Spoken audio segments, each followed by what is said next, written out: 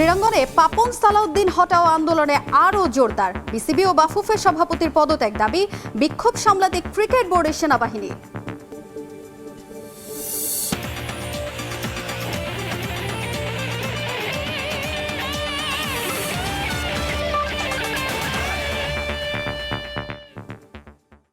দেখছিলেন শিরোনাম, এবারে জানাবো বিস্তারিত। শুরুতেই ক্রিকেটের খবর। অস্থিরতা কমছে না বাংলাদেশ ক্রিকেট বোর্ডে। সভাপতি নাজমুল হাসান পাপন সহ বর্তমান পরিচালকদের পদত্যাগের দাবিতে বিক্ষোভ হয়েছে হোম অব ক্রিকেটে। পরিস্থিতি সামাল দিতে মিরপুর স্টেডিয়ামে অবস্থান নেয় সেনাবাহিনী। আন্দোলনকারীদের দাবি, বছরের পর বছর ক্ষমতার অপব্যবহার করে দেশের ক্রিকেটকে পিছিয়ে দিয়েছেন বর্তমান পরিচালকরা। হোম অব ক্রিকেটে ভিন্ন আবহ, হই হুল্লোড়, শোরগোল, স্লোগান মিছিল, সেনা সদস্যদের কঠোর অবস্থান। এমন দৃশ্য কে দেখেছে কবে? যদিও সরকার পতনের পর থেকে সে উত্তাপের আঁচ লেগেছে ক্রিকেট বোর্ডেও। এতদিন দফায় দফায় হয়েছে মিছিল, বোর্ডকে দেয়া হয়েছে আলটিমেটাম। তবে এদিন ছাড়িয়ে গেছে সবকিছুই। শেরেবাংলা স্টেডিয়ামের ২ নম্বর গেটের সামনে অবস্থান নেন তারা। ছিলেন জাতীয় ফুটবল দলের সাবেক অধিনায়ক, বিএনপির ক্রীড়া বিষয়ক সম্পাদক আমিনুল হক, ক্রীড়া সংগঠক রফিকুল ইসলাম বাবু, তরিকুল ইসলাম টিটুরাও ছিলেন এদিন। নাজমুল হাসান পাপন সহ বর্তমান পরিচালকদের পদত্যাগের জোর দাবি জানান তারা। আপনারা চলে যেতে পারেন, আপনাদেরকে কেউ বাধা দিবে না, কেউ জোর করবে না। তবে আপনাদের লজ্জা থাকা উচিত। আপনারা যেভাবে বিশ্বের মানচিত্রে আমাদেরকে উঁচু করে ধরার কথা, সেখানে হচ্ছে যে আপনারা আমাদেরকে ডুবাই ফেলছেন। তবে এই মুহূর্তে জোর করে বোর্ড ভেঙে দিলে নেমে আসতে পারে আইসিসির নিষেধাজ্ঞার খড়গ। বাংলাদেশ হারাতে পারে নারী বিশ্বকাপের স্বাগতিক হওয়ার সত্ত্ব। তাই তো নিয়ম মেনে সব করতে চান আন্দোলনকারীরা। সঙ্গে ভবিষ্যতে খেলাধুলায় আর দেখতে চান না রাজনীতি। আমরা চাই নারী এবং পুরুষ ক্রিকেটের মধ্যে যে বৈষম্যটা আছে, এই বৈষম্যটা অনতিবিলম্বে দূর করা হোক। বাংলাদেশে ভবিষ্যতে কোনো ক্রিকেট বোর্ড বলেন, কোনো ফেডারেশন বলেন, কোথাও কোনো রাজনৈতিকরণ, দলীয়করণ করা হবে না। রাজনৈতিকরণ মুক্ত যদি আমরা করতে পারি, দলীয়করণ মুক্ত করতে পারলেই বাংলাদেশের যারা অরিজিনাল মাঠের যারা ক্রীড়া সংগঠক, তাদেরকে নিয়ে আমরা প্রত্যেকটি ক্রীড়া ফেডারেশন, আমাদের ক্রিকেট বোর্ড আমরা সাজাতে চাই। তবে দিন বিসিবিতে উপস্থিত ছিলেন না প্রধান নির্বাহী সহ কোনো কর্মকর্তা। দ্রুততম সময়ের মধ্যে বোর্ড ভেঙে না দিলে আরও কঠোর আন্দোলনের হুঁশিয়ারি আন্দোলনকারীদের। মাহবুব রিমন, সময় সংবাদ, ঢাকা। বছরের পর বছর চেয়ার আঁকড়ে ধরে দেশের ফুটবলকে ডুবিয়েছেন কাজী সালাউদ্দিন। বাফুফের সভাপতিকে ধুয়ে দিয়েছেন সাবেক অধিনায়ক আমিনুল হক। অনিয়ম, অসঙ্গতির কারণে ফিফার নিষেধাজ্ঞার আশঙ্কাও করছেন তিনি। ফুটবলের স্বার্থে শিগগিরই সালাউদ্দিনকে পদত্যাগের আহ্বান জানিয়েছেন দেশের ইতিহাসের অন্যতম সেরা গোলরক্ষক। তিনি আরও বলেন, ক্রীড়া উপদেষ্টার সঙ্গে আলোচনা করে সংস্কার করতে হবে কাউন্সিলের বাছাইয়ের প্রক্রিয়া। প্রকৃত সংগঠকদের জায়গা দিতে হবে ফেডারেশনে।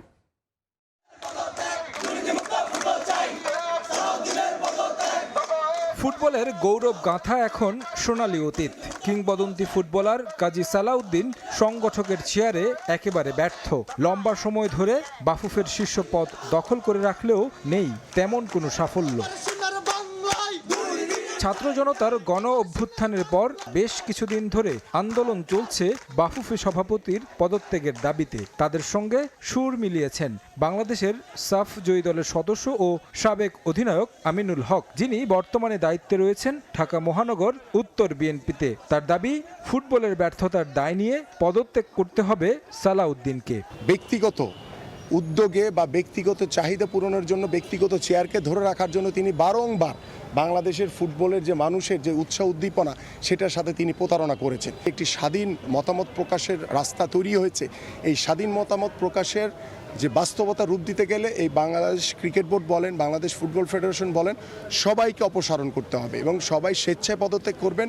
আমরা চাই শান্তিপূর্ণভাবে আইসিসি বা আমাদের যে ফিফার যে রুলস রয়েছে, সেই রুলস অনুযায়ী আমরা স্বাধীনভাবে একটি বোর্ড হবে, স্বাধীনভাবে ফেডারেশন হবে, হয়ে তারা সুন্দরভাবে ভবিষ্যৎ স্পোর্টসকে এগিয়ে নিয়ে যাবেন। কাজী সালাউদ্দিন সহ যারা বাংলাদেশ ফুটবল ফেডারেশনে দায়িত্বরত আছেন, আপনারা স্বেচ্ছায় পদত্যাগ করে একটি আমাদের উপদেষ্টা মহোদয়ের সাথে বসে আলোচনা করে আমরা একটি অ্যাডহক কমিটি হতে পারে বা নিয়মতান্ত্রিকভাবে যে কমিটি করে আমরা যাতে স্পোর্টসটাকে এগিয়ে নিয়ে যেতে পারি। এরই মধ্যে অবশ্য মেয়াদ শেষ হচ্ছে বাফুফের বর্তমান কমিটির। ২৬ অক্টোবর তারিখ ঘোষণা হয়েছে নির্বাচনের। তবে বর্তমান কাউন্সিলররা সবাই আওয়ামী লীগের আশীর্বাদ পুষ্ট। তাই নির্বাচনের আগে ক্রীড়া উপদেষ্টার সঙ্গে আলোচনা করে সংস্কারের দাবি উঠেছে উঠেছে বাফুফের কাউন্সিলরশিপে। সারা বাংলাদেশের সব কাউন্সিলরই নতুনভাবে করতে হবে, কারণ এখানে সব আওয়ামী পেতারা বসে আছে। তো আওয়ামী পেতাদের দিয়ে তো বাংলাদেশের স্পোর্টস আগাবে না, কারণ তারা তো রাজনৈতিকরণ করেছে, দলীয়করণ করেছে, এবং যারা ডিএফ এর সভাপতি হয়েছে বা যারা কাউন্সিলর হবে তারা সকলেই আওয়ামী লীগের লোক। তো আওয়ামী লীগের লোক রেখে তো আর বাংলাদেশে কোনো স্পোর্টসের নির্বাচন হবে না। বিএনপির পক্ষ থেকে বাফুফের সংস্কারের দাবি উঠলেও তারা বলছেন শুধু রাজনৈতিক পরিচয়ের কারণে নয়, ক্রীড়াঙ্গনে যেন দায়িত্বে আসেন প্রকৃত সংগঠকরা। কোনো স্পোর্টসে দলীয়করণ করা হবে না। তারেক হাসান শিমুল, সময় সংবাদ, ঢাকা। সমর্থকদের কড়া হুঁশিয়ারির মাঝে পদত্যাগের দাবিকে উড়িয়ে দিলেন বাফুফের সভাপতি কাজী সালাউদ্দিন। আগামী নির্বাচনে অংশগ্রহণের স্পষ্ট ঘোষণাও দিয়েছেন গণমাধ্যমে। তবে অস্থিতিশীল এই পরিস্থিতিতে বাংলাদেশের ফুটবলকে ফিফার নিষেধাজ্ঞা থেকে বাঁচাতে সালাউদ্দিনের স্বেচ্ছায় পদত্যাগের জোর দাবি সাবেক ফুটবলার শেখ মোহাম্মদ আসলামের।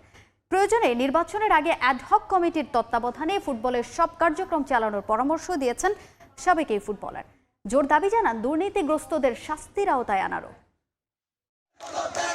সরকার পরিবর্তনের হাওয়া লেগেছে দেশের ক্রীড়াঙ্গনেও। দুর্নীতিগ্রস্ত ফেডারেশন কর্তাদের পদত্যাগের দাবি হচ্ছে জোরালো। দিনের পর দিন চেয়ার আঁকড়ে থাকা ফুটবল ফেডারেশনের সভাপতি কাজী সালাউদ্দিনের পদত্যাগের এক দফা এক দাবিতে যখন উত্তাল বাফুফে, তখন পদত্যাগ না করার ব্যাপারে অনড় অবস্থানে তিনি। শুধু কি তাই, সমর্থকদের এই দাবিকে উড়িয়ে দিয়ে পঞ্চমবারের মতো নির্বাচনে অংশগ্রহণের ঘোষণাও দিয়েছেন গণমাধ্যমে।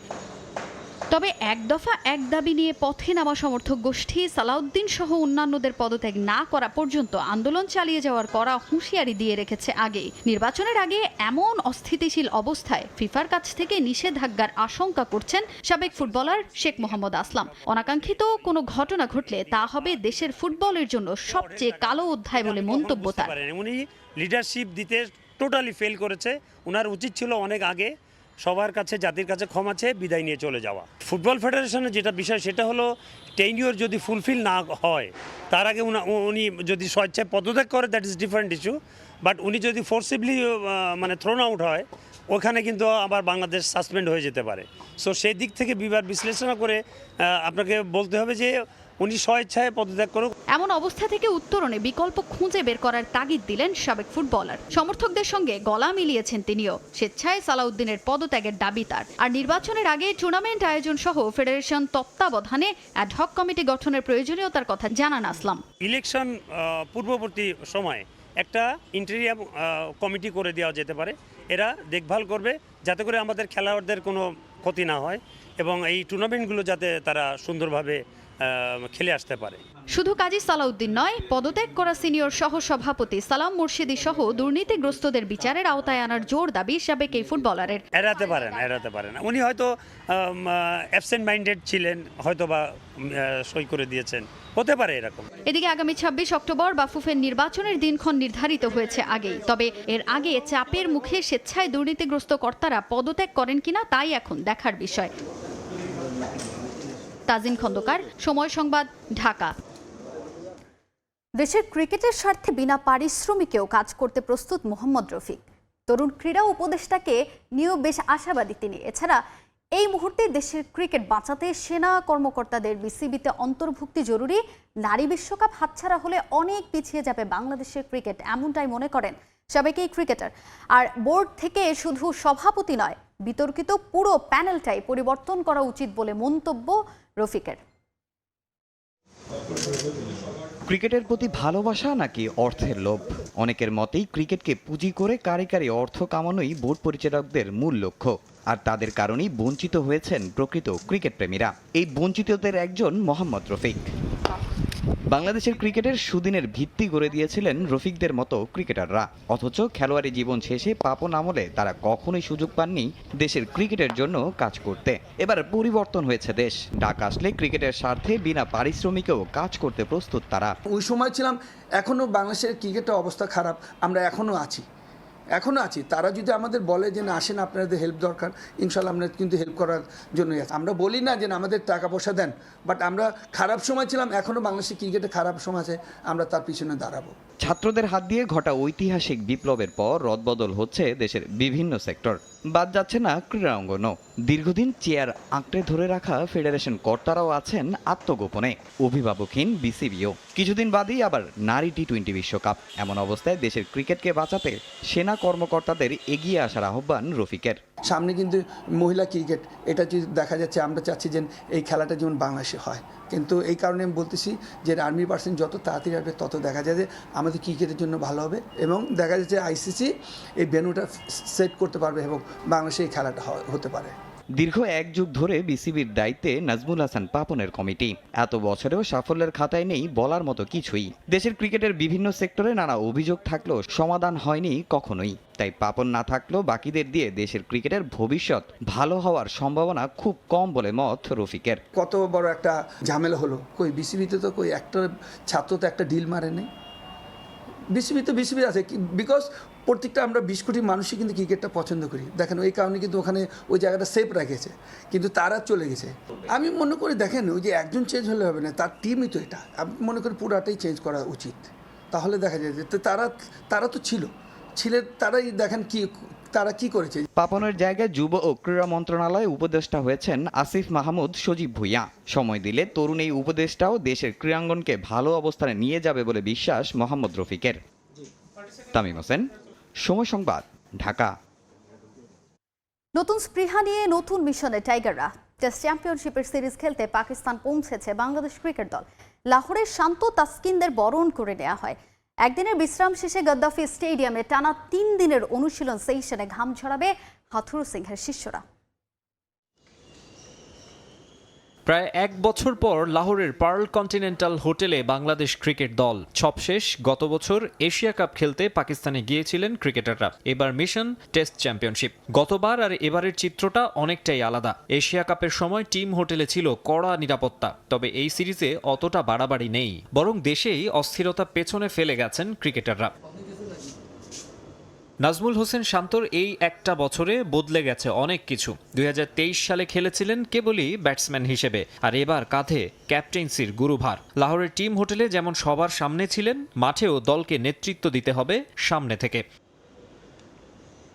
দেশের বর্তমান পরিস্থিতিতে কিছুটা হলেও দুশ্চিন্তা আছে সবার মনে, আর 22 গজের শান্তর জন্য বড় দুশ্চিন্তা সাকিব আল হাসানের ফর্ম। টি-20 বিশ্বকাপ কিংবা ফ্র্যাঞ্চাইজি টুর্নামেন্ট নিজেকে হারিয়ে খুঁজছেন সাবেক বিশ্বসেরা অলরাউন্ডার।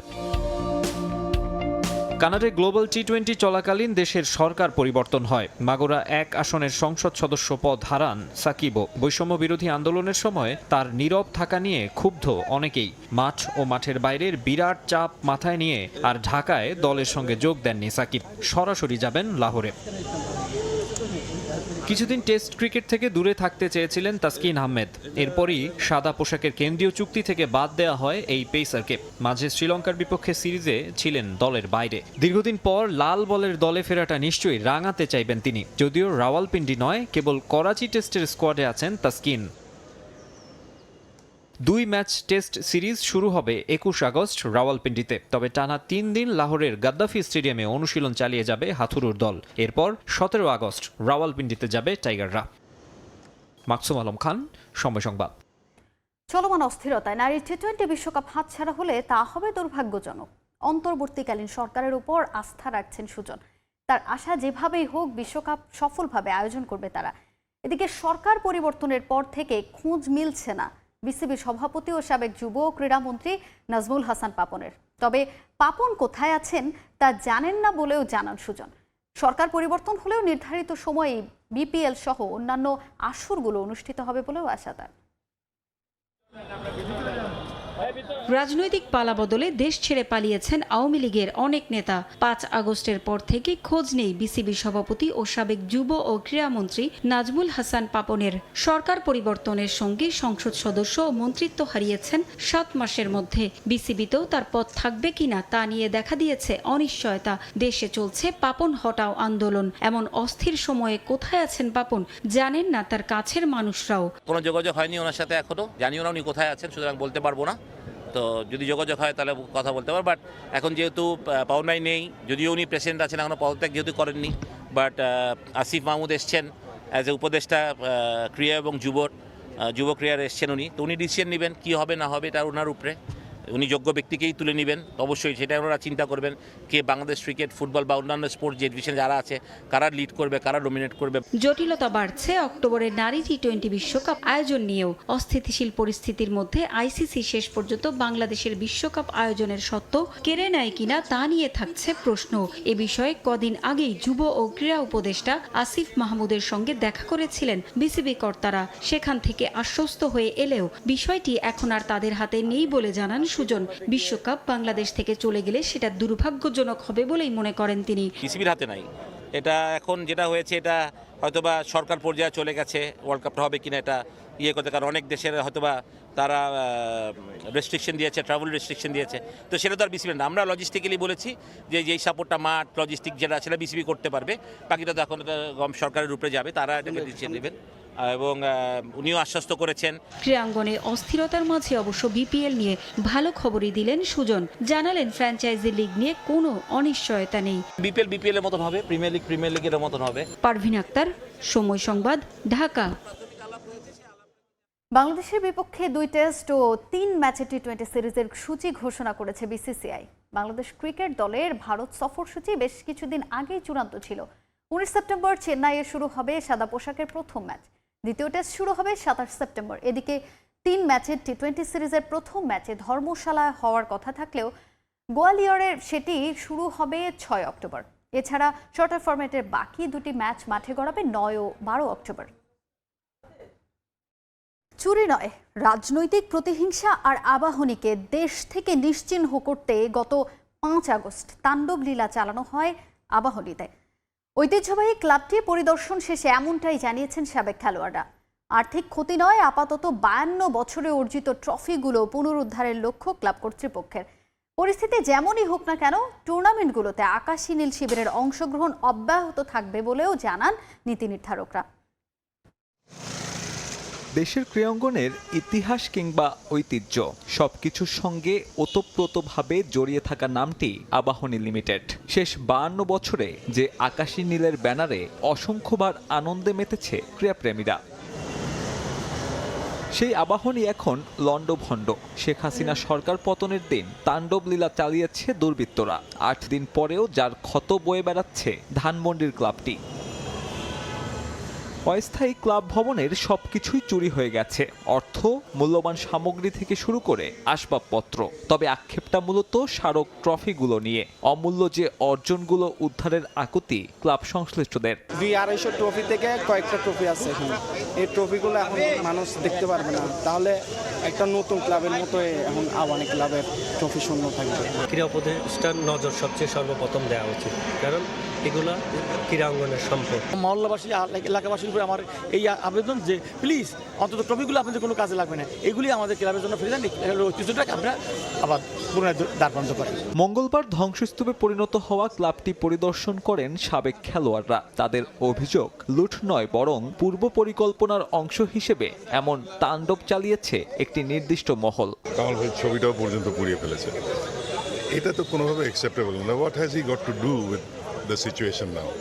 কিন্তু করার উদ্দেশ্যটাই হলো, সব কিছুর একটা উদ্দেশ্য করার উদ্দেশ্য হলো যাতে ওই ইতিহাস পর্বটা মুছে যায় আমাদের থেকে।